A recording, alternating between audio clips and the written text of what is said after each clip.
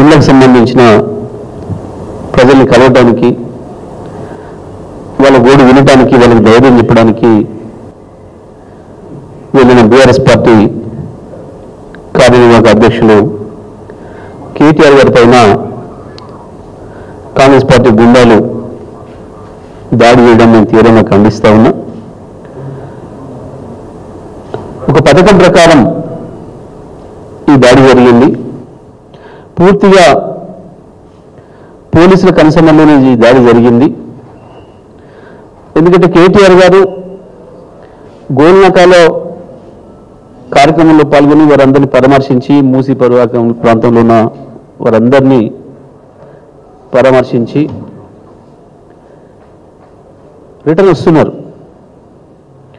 వాస్తవానికి వారు ఏ దారిలో వచ్చే సంగతి ముందుగా మాకు ఎవరు కూడా తెలియదు. వారు కూడా అనుకొని ఇట్లనే పోదాం అనుకుని రాలే. అక్కడ కార్యక్రమం అయిపోయింది. అక్కడి నుంచి మా ముషీరాబాద్ ఎమ్మెల్యే గారి ఇంటికి పోవాలి కాబట్టి శివం రోడ్లో వచ్చి దుర్గాబాయి దేశ్ముఖ్ హాస్పిటల్ ముందు టర్న్ తీసుకొని అక్కడి నుంచి అశోక్ నగర్కి వెళ్ళాలి, ఆర్టీసీ క్రాస్ రోడ్స్ నుండి.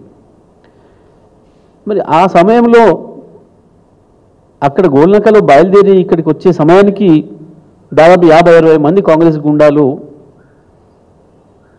కర్రలు రాడ్లు పట్టుకొని, మానాయుధాలు పట్టుకొని సిద్ధంగా ఉండటం, సిగ్నల్ ఆపేయటం. సిగ్నలింగ్ వ్యవస్థ అనేది పోలీసుల చేతిలో ఉంటుంది, ట్రాఫిక్ పోలీస్ చేతిలో ఉంటుంది. సిగ్నల్ కూడా ఆపి, అంటే వీళ్ళు గుండాలు మా కార్ల దగ్గరికి చేరుకోవడానికి కొంత సమయం పడుతుంది కాబట్టి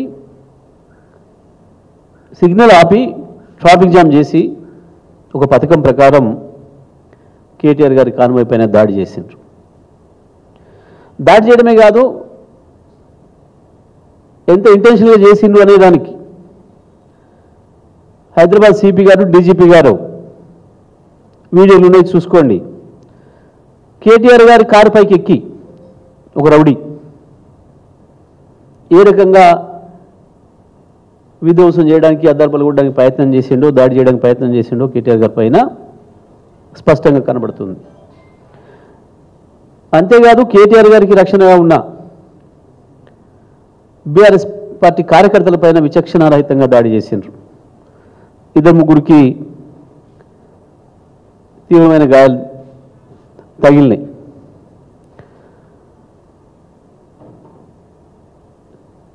హుసేన్ కావచ్చు, పవన్ కుమార్ అనే పిల్లలిద్దరు కూడా భుజాల గాయాలైన తీవ్రమైన ఇబ్బందులు ఉన్నారు, హాస్పిటల్ వదులున్నారు. ఇది ఒకటే కాదు, గత 3 నెలలుగా వరుసగా ఎక్కడ చూసినా టీఆర్ఎస్ పార్టీ ప్రధాన నాయకుల పైన కాంగ్రెస్ పార్టీ దాడిలోకి పూనుకుంటుంది. ప్రత్యేకించి ప్రజలకు ఆపద ఉన్నప్పుడు, వరదలు సంభవించినప్పుడు పరామర్శకు వెళ్ళినా, రైతు రుణమాఫీకి సంబంధించి రైతుల దగ్గరికి వెళ్ళినా, ఇవాళ ఈ హైడ్రా బాధితులు, నీ 1,50,000 కోట్ల కుంభకోణ బాధితులు ఆయన హైదరాబాద్ ప్రజల్ని పరామర్శించడానికి వెళ్ళినా, వాళ్ళని ధైర్యం చెప్పడానికి వెళ్ళినా ప్రతి చోట ఈ దాడులు జరుగుతూ ఉన్నాయి. వరుసగా ప్రారంభంలోనేమో బీఆర్ఎస్ పార్టీకి సంబంధించిన గ్రామస్థాయి, మండల స్థాయి కార్యకర్తలపైన, నాయకులపైన దాడులు చేసిండ్రు. ప్రజలు ప్రభుత్వం గురించి ఏమనుకుంటున్నారో వాటిని యాజ్ ఇట్ ఈజ్గా ప్రజలు మాట్లాడింది సోషల్ మీడియాలో పెట్టినందుకు సోషల్ మీడియా యాక్టివిస్టుల మీద దాడి చేసిండ్రు. ఆ తర్వాత యూట్యూబ్ ఛానల్స్ నడుపుకుంటున్న మిత్రులపైన, జర్నలిస్టులపైన దాడి చేసిండ్రు. ప్రభుత్వానికి డబ్బా కొడితే ఏం లేదు, కానీ ప్రజలు ఏమనుకుంటున్నారో, ప్రజలు అనుకున్న దాన్ని ప్రసారం చేసినందుకు ఆయా ప్రసార మాధ్యమాలపైన వాటిని నడుపుతున్న నిర్వాహకులపైన దాడులు చేస్తున్నారు. కానీ గత 3 నెలలుగా ముందుగా హరీష్ రావు గారి క్యాంప్ ఆఫీస్ పైన దాడి చేశారు. ఆ తర్వాత ఏకంగా ఖమ్మంలో వరద బాధితుల్ని పరామర్శించడానికి రమ్మని ముఖ్యమంత్రి అడిగిండు. ముఖ్యమంత్రి గారే కోరిండ్రు, కేసీఆర్ గారు రావట్లేరు అని. కేసీఆర్ గారి ప్రతినిధులుగా మేము పోయినాం. పోవడమే కాదు, నీ ప్రభుత్వం చేయలేని పని, ప్రజలకు తాత్కాలికంగా ఇమ్మీడియట్గా ఉపశమనం కొరకు తాత్కాలిక సహాయం చేయాల్సిన దాన్ని వాళ్ళ తిండి గింజలు అందించడానికి మా నాయకులు, మా రాజ్యసభ సభ్యులు వద్దిరాజు రవీంద్ర గారు, రవిచంద్ర గారు, మా మాజీ మంత్రివర్యులు అజయ్ గారు, మా పాలేరు మాజీ శాసనసభ్యులు వారి పైసలతో స్వయంగా అందించిన కిట్లను ఇంటింటికి పంచి వచ్చినాం.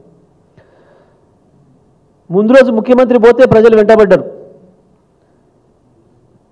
నువ్వు ప్రహసనంగా బాధతో ఉన్న ప్రజల దగ్గరికి వెళ్ళిట్టు కాకుండా ఓ ఊరేగింపు